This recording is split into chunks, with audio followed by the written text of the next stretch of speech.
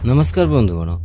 आज भारत एवं आयरलैंड मध्य चलित टी20 सीरीज द्वितीय मुकाबिला खेल तेबे ही मुकाबिला भारत क्यों प्लेइंग 11 रे पड़िया को ओह्लैब ताहाकू सबु दर्शक माने अपेक्षा करी रहिछंती।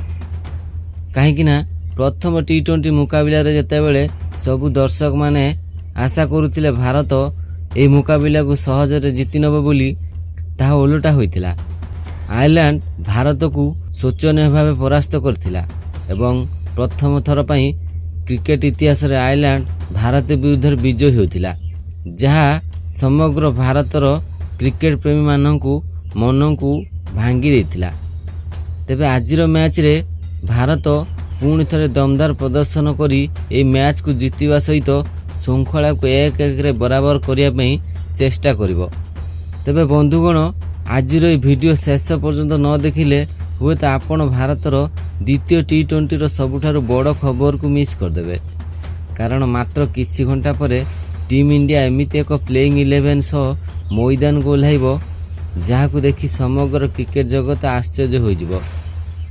बंधुगण प्रथम टी20 पर सबुकिछि बदली जाइछि।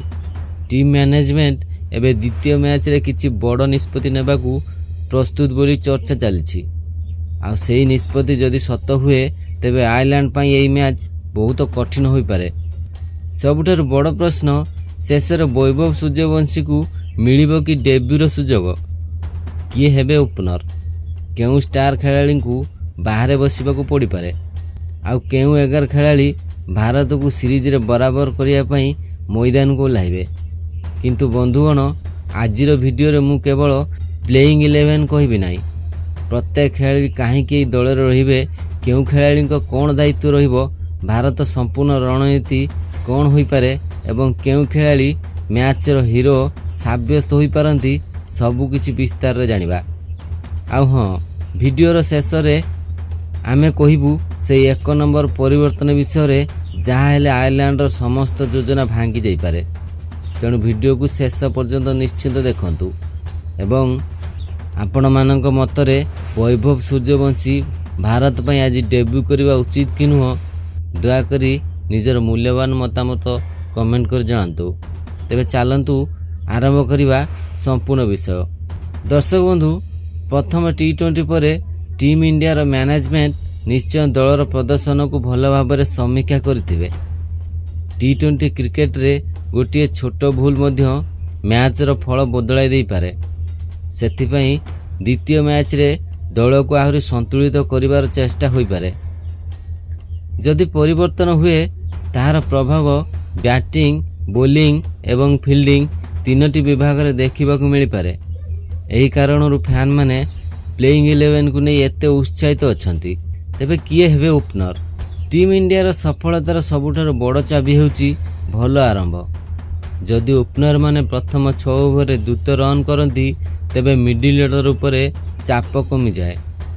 एबे समस्त को नजर वैभव सूर्यवंशी को उपरे।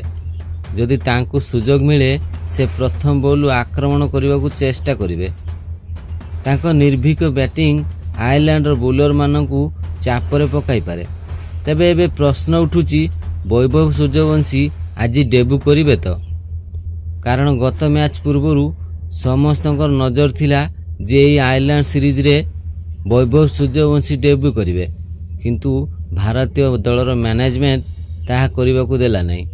प्रथम टी20 रे वैभव सूर्यवंशी को डेब्यू करिवार सुजोग देला नहीं, जहा परे संपूर्ण भारतीय क्रिकेट प्रेमी निराश होइतिले एवं भारत मध्य ए प्रथम टी20 मुकाबिला रे शोचनीय भाव परास्त होइतिला। तेबे कौन रहिबो आज मिडिल ऑर्डर रो दायित्व? जदि ओपनर माने भल आरंभ दियंती तेबे मिडिल ऑर्डर काम हेउची से गति को जारी रखिबा। एठारे अभिज्ञ बैटर मानक भूमिका बहुत बड़ होइथाय।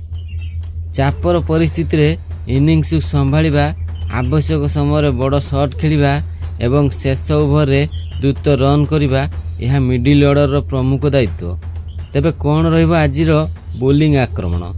बंधुगण टीम इंडिया रो विजय रे बोलर मानक भूमिका मध्य बहुत गुरुत्वपूर्ण। पावर प्ले रे विकेट नेबा एवं डेथ ओवर रन रोकिबा जे होची जीत रो चाबी। स्पिनर माने मिडिल ओवर रे ରନ୍ ଅଟକାଇ ପାରନ୍ତି, ଯେତେବେଳେ ସ୍ପେସରମାନେ ନୂଆ ବଲ୍ରେ ଚାପ ସୃଷ୍ଟି କରିପାରନ୍ତି। ତେବେ କ'ଣ ରହିବ ଆଜିର ସମ୍ଭାବ୍ୟ ପ୍ଲେଇଂ 11? ତେବେ ଏବେ ଆସନ୍ତୁ ଦେଖିବା ଟିମ୍ ଇଣ୍ଡିଆର ସମ୍ଭାବ୍ୟ ଶକ୍ତିଶାଳୀ 11 କେମିତି ହୋଇପାରେ। ପ୍ରଥମରେ ଓପନର ଭାବେ ଆସିବେ ଅଭିଷେକ ଶର୍ମା ଏବଂ ବୈଭବ ସୂର୍ଯ୍ୟବଂଶୀ। ହଁ ଦର୍ଶକ ବନ୍ଧୁ, ଗତ ମ୍ୟାଚ୍ରେ ସଞ୍ଜୁ ସାମସନ ଓପନିଂରେ ଆସି ଫେଲ୍ ମାରିଥିଲେ, ଯାହାପରେ ତାଙ୍କ ସ୍ଥାନରେ ଆଜି ବୈଭବ ସୂର୍ଯ୍ୟବଂଶୀଙ୍କୁ ଓପନିଂ କରିବାର ସୁଯୋଗ ମିଳିପାରେ। ଏହାପରେ ପ୍ରଥମ ୱିକେଟରେ ଆସିବେ ଇଶାନ କିଶାନ, ତାପରେ ଅଧିନାୟକ ଶ୍ରେୟସ ଆୟାର। ଇଶାନ କିଶାନ ଯେବେଠାରୁ ଭାରତୀୟ ଦଳରେ ପ୍ରତ୍ୟାବର୍ତ୍ତନ କରିଛନ୍ତି ସେବେଠାରୁ ତାଙ୍କର ଫର୍ମ ଦମଦାର ରହିଛି, ଯେଉଁଥିପାଇଁ ଆଜିର ମ୍ୟାଚ୍ରେ ତାଙ୍କୁ ଖେଳିବାର ସୁଯୋଗ ମିଳିପାରେ। ତାଙ୍କ ପରେ ଆସିବେ ତିଲକ ବର୍ମା, ତାଙ୍କ ପରେ ଅଧିନାୟକ ଶ୍ରେୟସ ଆୟାର, 5ରେ ୱାଶିଂଟନ ସୁନ୍ଦର, 6ରେ ଶିବମ ଦୁବେ, 7ରେ ଅକ୍ଷର ପଟେଲ, 8ରେ ପ୍ରସିଦ୍ଧ କ୍ରିଷ୍ଣା, 9ରେ ଅର୍ଷଦୀପ ସିଂ, 10ରେ ହର୍ଷିତ ରାଣା ଏବଂ 11ରେ ସଞ୍ଜୁ ସାମସନ। ତେବେ ଦର୍ଶକ ବନ୍ଧୁ, ଆଜିର ପ୍ଲେଇଂ 11ରେ ଭାରତ ଆଉ କ'ଣ ପରିବର୍ତ୍ତନ କରିପାରେ? ଦୟାକରି ନିଜର ମୂଲ୍ୟବାନ ମତାମତ କମେଣ୍ଟ କରି ନିଶ୍ଚୟ ଜଣାନ୍ତୁ।